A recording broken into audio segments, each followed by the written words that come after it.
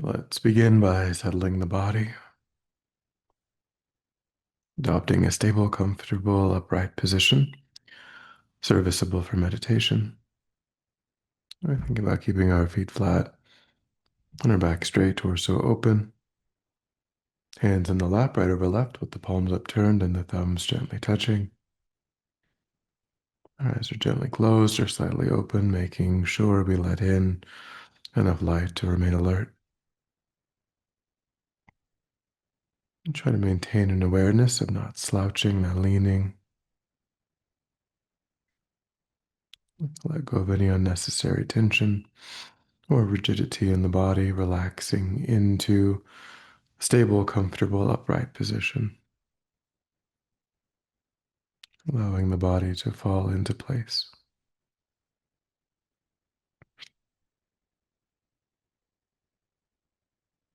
And begin to let go of attending to the outside world, allowing sights and sounds to be as they are. No need to investigate.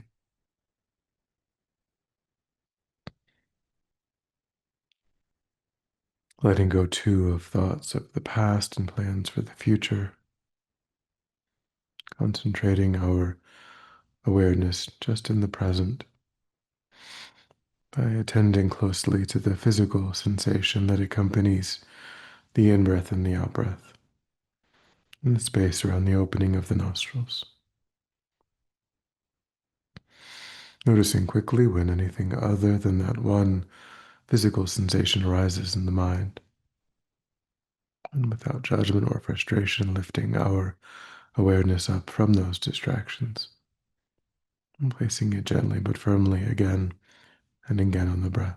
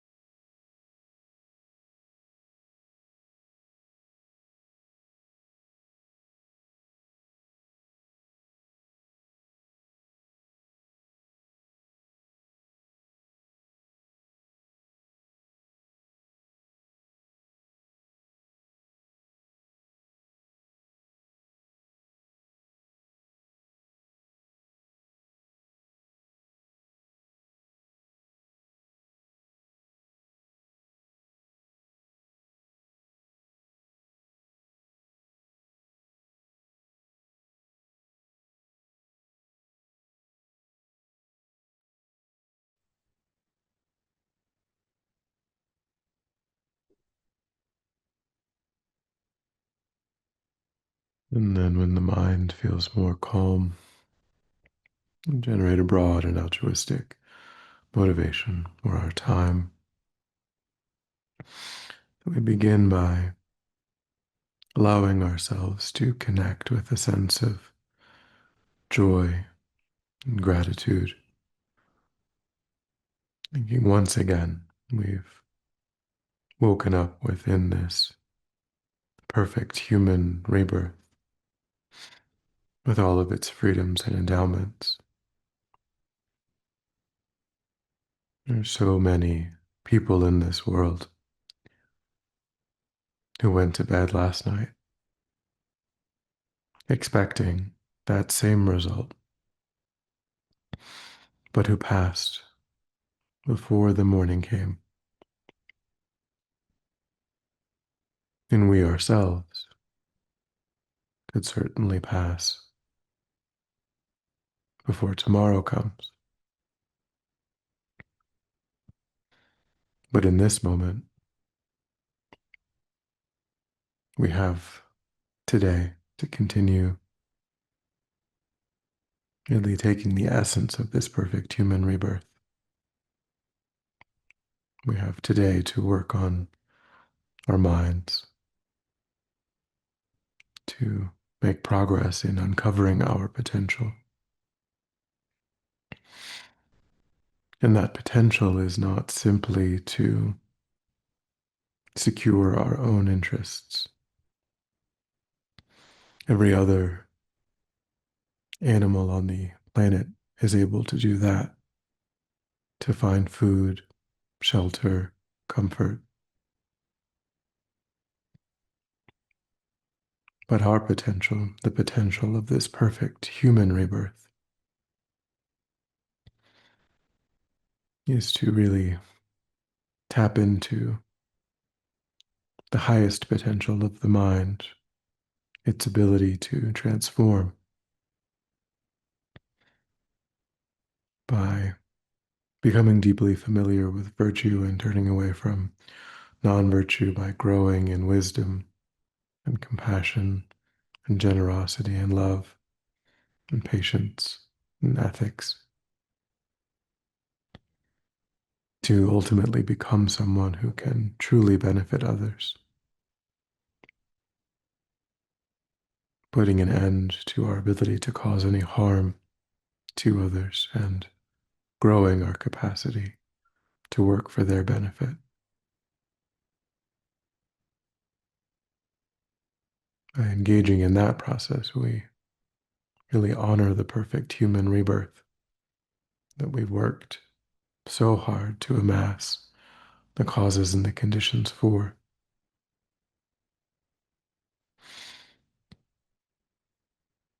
So I think at least for as long as I do have, I orient myself in that direction.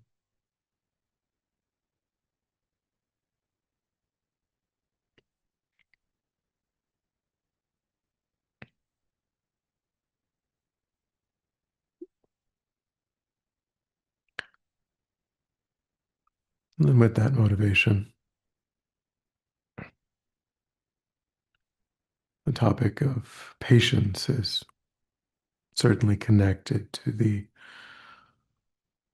mind training teachings that we've been considering.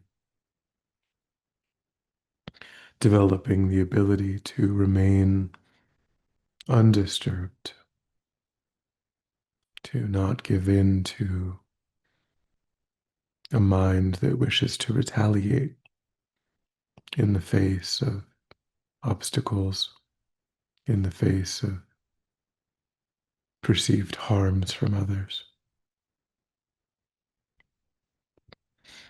This mind may work to find solutions to these obstacles. It's not a mind of passivity, but it is a mind that is able to avoid hatred, retaliation,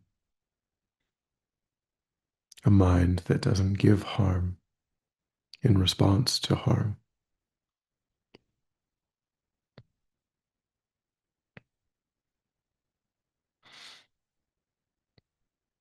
We can again begin this meditation by visualizing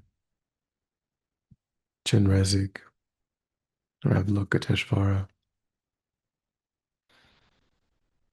above the crown of our head, thinking that that primordial manifestation of compassion is one with our own root guru.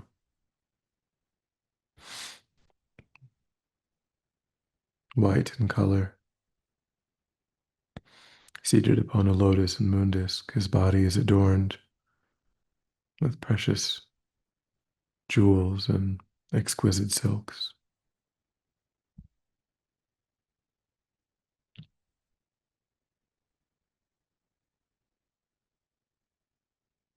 The first two of his four hands are joined at the heart, holding a wish-fulfilling jewel. And the other two hands hold a crystal mala and lotus.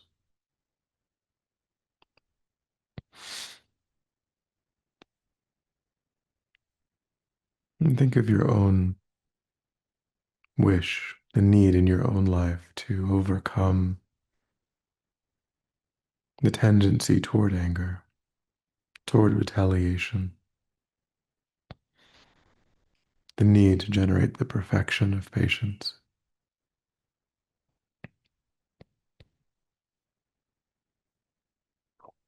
And make a heartfelt request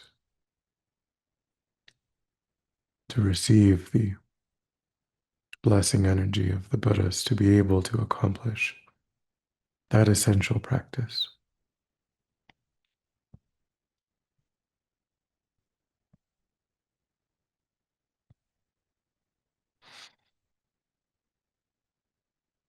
And think with your first supplication, white light pours forth from Chenrezig Avalokiteshvara, purifying your body and mind of all obscurations, all negativities.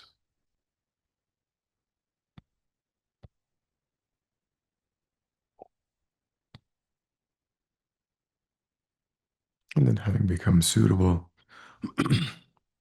to receive that blessing energy of the realization, a second stream of nectar and light pours forth, orange in color, filling your body and mind, suffusing it with these realizations.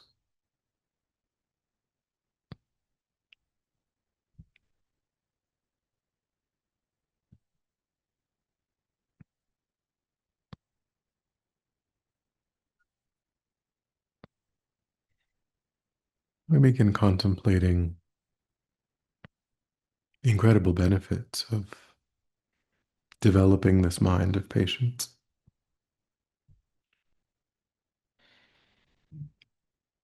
So we think in our own lives when anger predominates, how we ourselves lose whatever happiness, whatever contentment had been arising in the mind.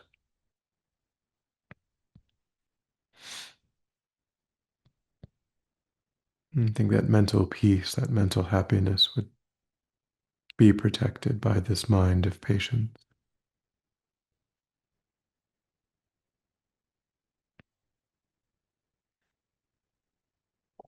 And as Geshe-la has said, there's no inner enemy. Geshe-la quoting Lama Zopa Rinpoche, there's no inner enemy, then there's no outer enemy. So we can subdue the mind of anger, the mind of retaliation. Then outer sentient beings don't appear as the enemy. They're not seen through the distorted lens of anger. And then they cannot appear to the mind as the enemy.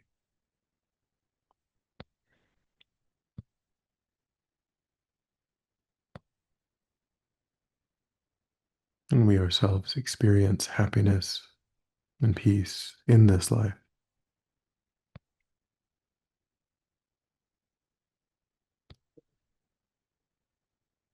So think along those lines and see for yourself in your own life how beneficial it would be to have the stable mind of patience.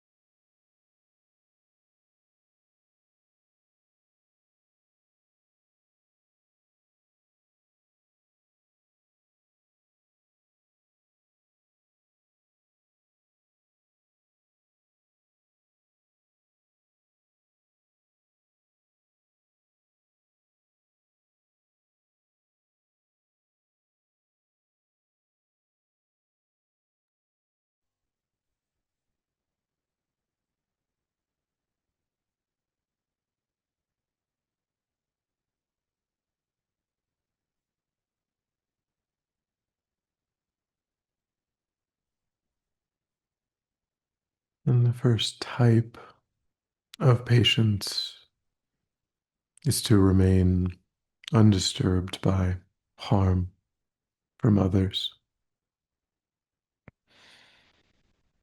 So here the training is to recognize that others who give harm are themselves under the control of negative states of mind,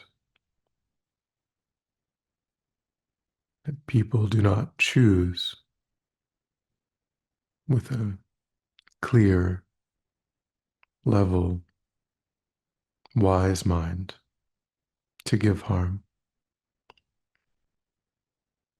That harm is the result of confusion, disturbance.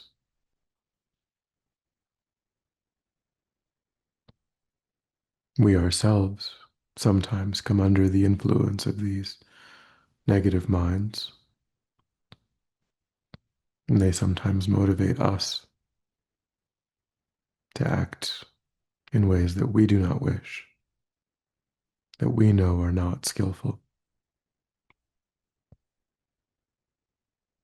And yet, as ordinary sentient beings, we and others are not beyond the arising of these negative states.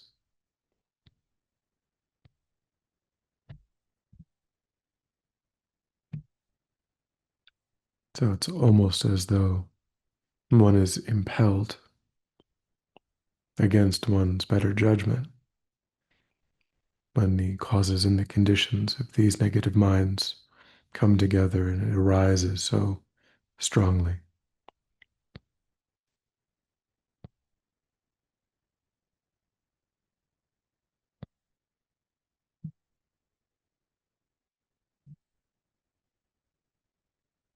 And recall a time when someone said something to you that was insulting.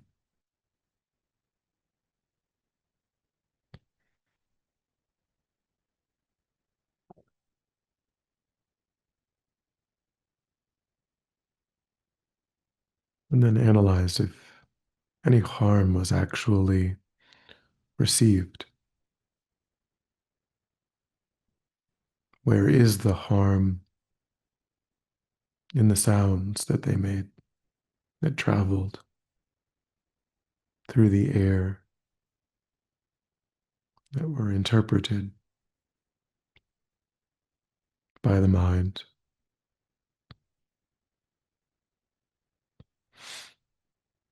Is there harm apart from one's own mental fabrication,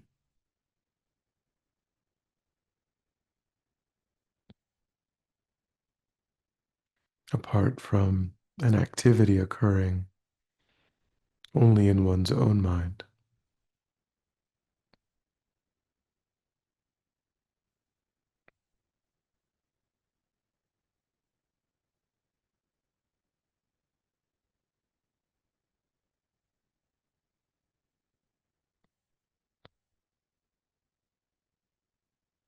I think ultimately no real harm was received.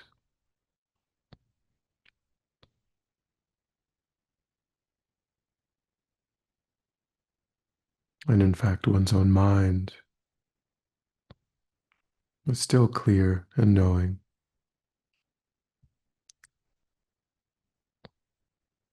One's own mind still has the same potential for transformation, for enlightenment.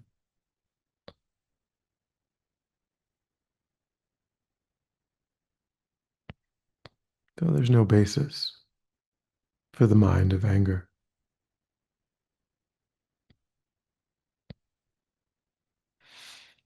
And instead, there is a basis for the mind of compassion to arise, seeing the disturbing emotion in the other and wanting to relieve them of it.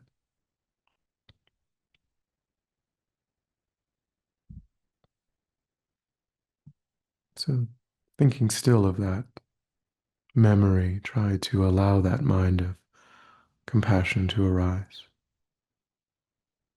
toward the other.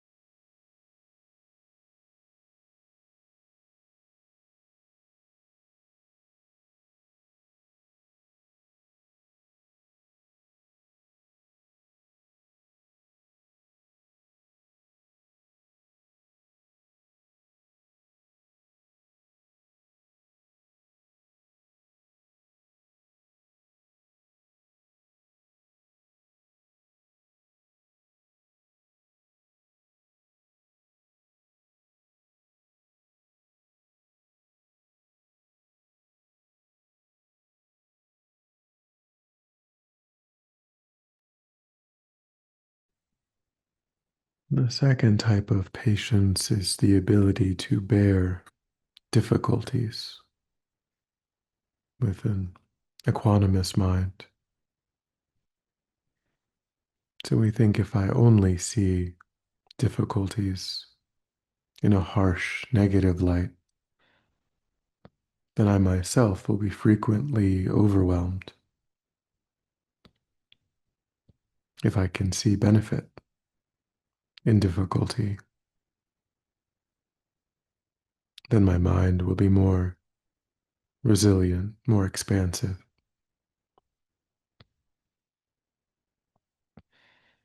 I can see hardship as a kindness that teaches me to avoid non virtue, avoid creating the causes of difficulty, teaches me to practice virtue, to create the causes of future happiness, teaches me to renounce cyclic existence, to generate the mind that seeks liberation, teaches me about the ground of suffering through which I arise, the minds of great compassion, great love, bodhicitta, which fuels my path to enlightenment.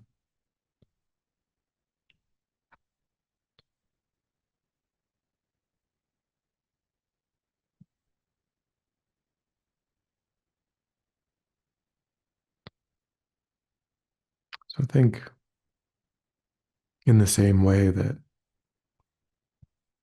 I bear sufferings to cure a disease, I may take medicine or endure medical procedures or surgeries to be free of a disease. I will train my mind in patience to eliminate the afflictions of the mind of anger and its imprints.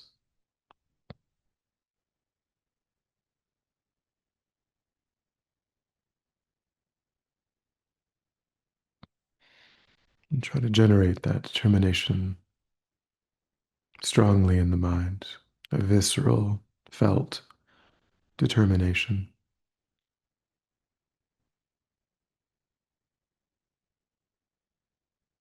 unshakable.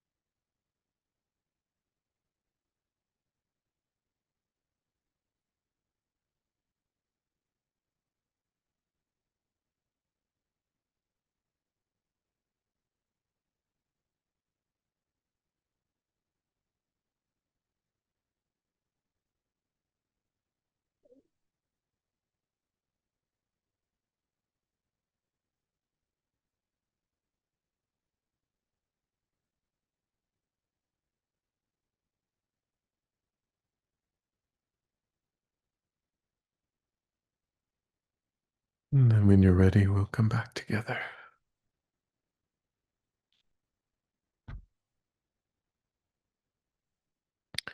And we'll dedicate. So recollect your altruistic motivation and think that by having engaged in this contemplation, you've actualized that motivation which has generated positive energy in your mind. And think that you freely offer the fruit of your practice, that positive energy, for the benefit of all sentient beings without exception. Thinking strongly when this positive energy ripens, may it serve as a cause and condition to eliminate war and conflict, poverty, famine, disease, disasters, all painful inner and outer conditions. May it fully ripen the minds of all sentient beings. May they quickly meet perfect teachers and arise in the state of full enlightenment. May I too achieve this state of enlightenment so that I might work for the benefit of sentient beings perfectly. May any obstacles facing the Guru's long life be completely dispelled. And may I and all sentient beings in this moment come under the joyful care and guidance of enlightened beings. May we be guided and protected until we swiftly achieve that state of enlightenment. Thank you. Thank you, Venerable.